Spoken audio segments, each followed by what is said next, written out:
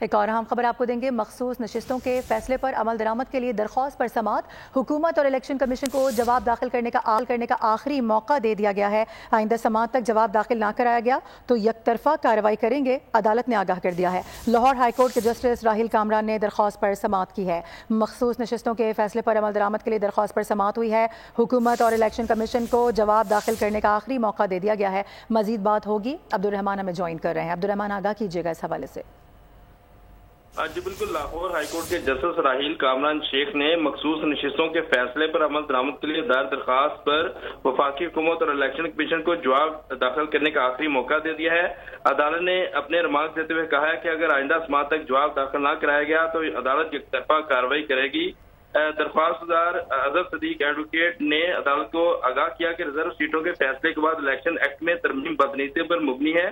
Election commission نے reserve سیٹوں کے فیصلے پر عمل درآمد نہیں کیا۔ الیکشن ایکٹ میں کی جانے والی ترامیم جو ہے ماورا آئین اقدام ہے۔ عدالت الیکشن ایکٹ میں کی جانے والی ترامیم کو کالعدم قرار دے۔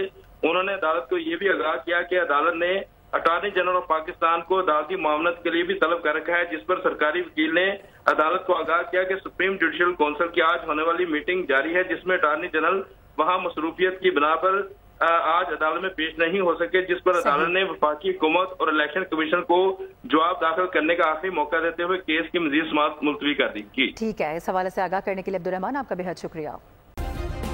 سبسکرائب کریں اور بیل دبائیں تاکہ کوئی خبر رہ نہ جائے۔